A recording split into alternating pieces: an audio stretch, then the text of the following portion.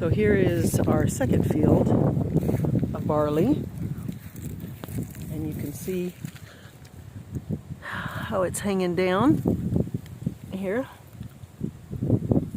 all over the place. This is a much smaller field, maybe a third or a fourth of the size. We used to have alfalfa here, but since we don't have cows anymore, we don't really need the alfalfa. Stepping in a hole there.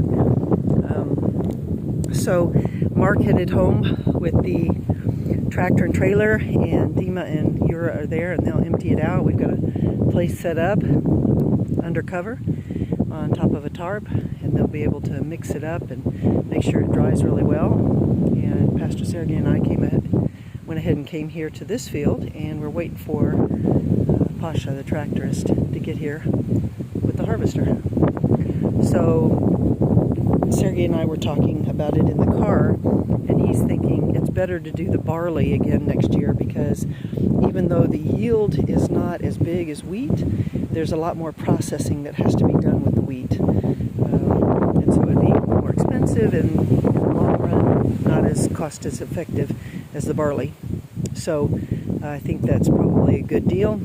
So we'll just turn this field over, and the other ones that have the barley, once it's all done, we'll probably collect some of the chaff and use it as mulch around the flower beds. Oh, I just saw him going through there, so he's going to be coming around here.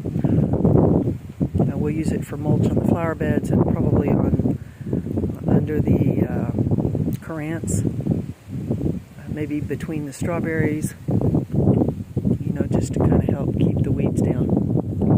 But just that way, maybe 20 or 30 feet, and then down at the end. So this is field number 2, and it's not going to fill up his hopper, so we'll go straight from here over to the field that we own. We call it the Baba field, or the Grandma field, and that one's as big, or maybe a little bit bigger than that first field was.